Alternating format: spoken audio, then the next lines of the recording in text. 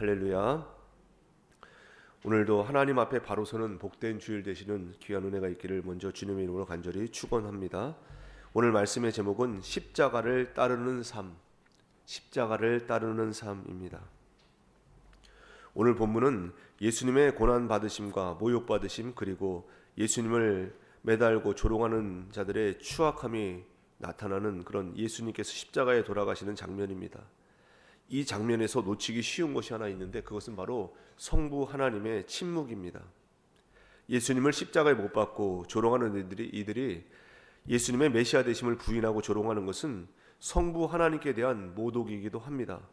그럼에도 불구하고 성부 하나님께서는 끝까지 침묵을 지키십니다.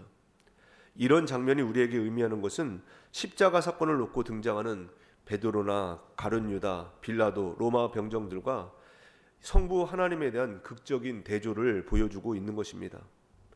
베드로나 가룟 유다를 통해서 우리는 인간이 악행만을 저질 수밖에 없다라고 하는 것, 그리고 마음의 갈등이 있고 고민을 한다 할지라도 죄악의 포로로서 그것을 지킬 수 없는 몸이다라고 하는 것을 알 수가 있었습니다. 로마 병정들을 통해서는 저들이 약자를 괴롭히고 기회만 있으면 인간의 추악한 것들을 쏟아내고 있는 장면을 보게 됩니다. 이것이 바로 죄의 정체입니다. 악독과 분냄과 더러움과 치사함과 비겁함, 이런 것들이 사실은 죄악의 가장 중요한 정체들이라는 얘기입니다. 이런 행태들과는 달리 십자가 지신 예수님께서 아버지여 저들을 사하소서, 저들은 자기가 하는 죄를 알지 못하나이다 라고 말씀하시면서 하나님을 향해서 죄짓고 모욕하고 있는 자들을 오히려 품어내시고 용서하시고 고쳐내시는 그런 예수님의 모습과 대조를 볼 수가 있다는 얘기입니다. 이런 차이야말로 우리가 믿는 신앙의 가장 중요한 본질이 될 수 있는 것입니다. 오늘 본문 말씀을 통해서 우리에게 주시는 영적 교훈이 무엇인지 은혜를 나누고 기도의 제목을 삼고자 합니다. 첫째, 십자가를 통과한 우리는 하나님의 오르심을 닮아가야 합니다. 십자가를 통과한 우리는 하나님의 오르심을 닮아가야 합니다. 로마서 1장 17절 말씀 보시면 이렇게 표현되어 있습니다. 복음에는 하나님의 의가 나타나서 믿음으로 믿음에 이르게 하나니라고 말씀합니다. 복음에 하나님의 의가 나타나는 얘기입니다. 좀 더 좁게 설명하자면 복음이라고 하는 것은 십자가라고 볼 수 있습니다. 십자가에는 하나님의 의가 나타났다 이렇게 말씀해도 좋습니다. 십자가에는 하나님의 의가 나타났다고 했을 때 여기 하나님의 의라고 하는 것은 바로 하나님의 오르심입니다. 이 오르심이라고 하는 것은 맞다 틀리다의 오르심이 아니고 수학적이거나 기계적인 의미에서의 맞다가 아닙니다. 여기 하나님의 오르심이라고 하는 것은 인격을 기초한 오르심입니다. 인격을 기준해서 옳다라고 하는 것은 죄를 짓지 않는다, 거짓말하지 않는다, 사기치지 않는다, 이런 부정적이고 소극적인 기준을 가지고 얘기하는 것이 아닙니다. 인격을 기준으로 한다는 것은 굉장히 적극적인 것인데 이것은 인간만이 가지는 기준에 의해서 인간을 평가할 때 쓰는 용어입니다.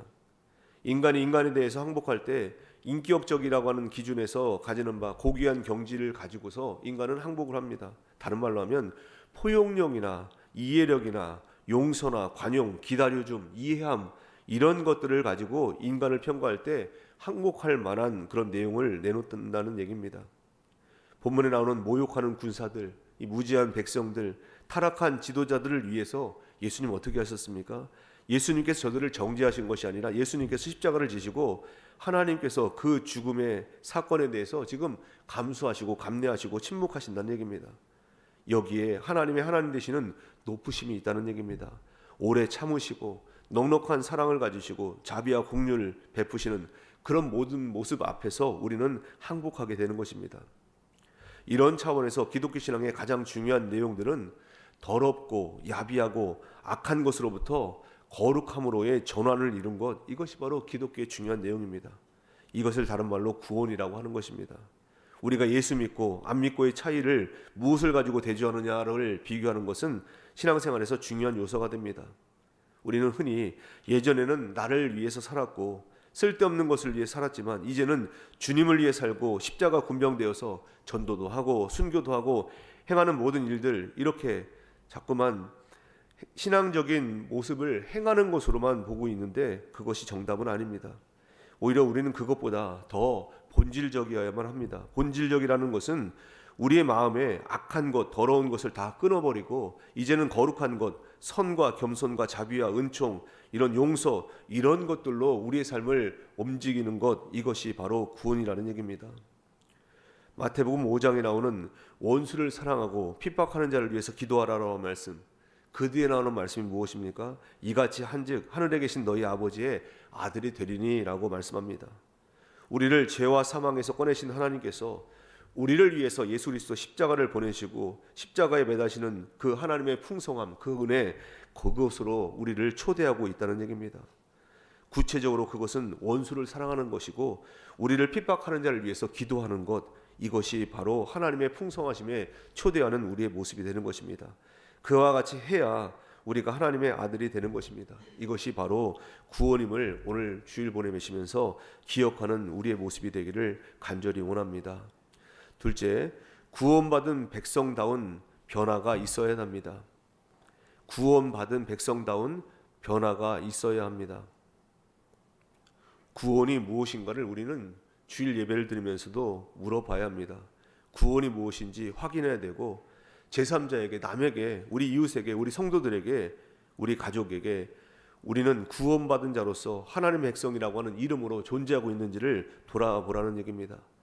자기를 증명하기 위해서 남을 깔아뭉대지 않는 것, 이것이 바로 구원받은 자의 모습입니다. 우리는 예수를 믿기 전과 믿은 다음의 차이, 그 차이에 대해서 믿기 전에는 세상을 위해서 살았지만 이제 믿고 난 다음에는 신앙을 위해 산다라고 그렇게 말하는데 이것은 굉장히 형태적인 것이고 원색적인 것입니다. 예전에는 세상에서 돈 벌고 입신양명하려고 살았지만 이제는 주의 나라와 주를 위해서 내가 무슨 일을 하는 어떤 십자가 군병입니다라고 자꾸 무슨 일을 하는데 초점을 맞추려고 하는데 일한 자의 변화가 있는지 거기에 우리는 더 초점을 맞춰야 됩니다. 일은 열심히 합니다. 그런데 그 일을 하고 나서 하나님의 자녀다운 변화가 과연 우리에게 있는지, 성도로서의 변화는 굉장히 중요한 것입니다.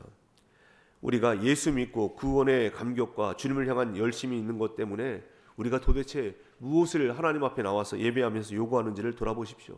내가 주님을 위해서 내가 열심을 갖고 있으니 제발 그 열심을 이룰 수 있는 어떤 조건을 만족시켜 달라고 그렇게 기도하고 있는 모습, 그런 모습이 우리에게 많이 있다는 얘기입니다. 하나님께서 우리에게 요구하시는 것은 우리 개인의 변화를 하나님께서 요구하신다는 얘기입니다. 우리가 무슨 일을 많이 해서 무엇을 가지고 하나님께 영광 드리는 것, 그 이전에 우리가 변화된 삶, 그 삶을 하나님께서 요구하신다는 얘기입니다.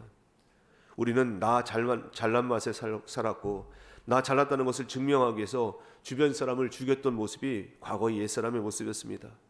그러나 이제는 내가 있음으로 해서 다른 사람이 죽는 것이 아니라 오히려 모든 사람이 혜택을 받도록 만드는 것이 바로 구원받은 자의 변화된 모습이라는 얘기입니다.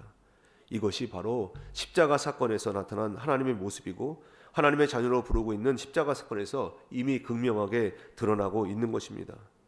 복음에는 분명히 하나님의 의가, 오르심이 나타났습니다. 십자가에 하나님의 오르심이 나타난 것입니다.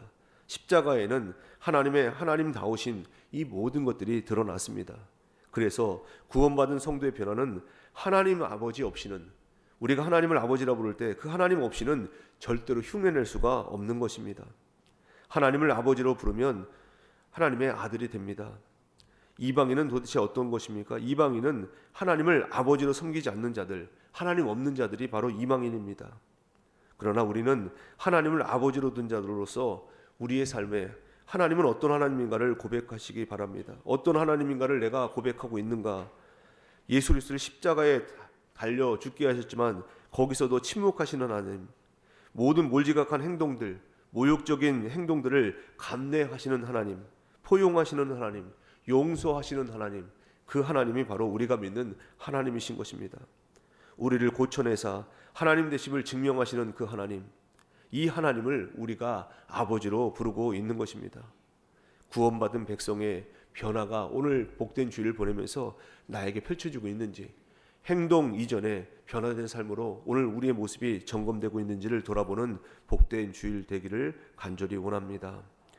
끝으로 십자가를 따르는 삶은 더 많이 참고 인내하는 것입니다.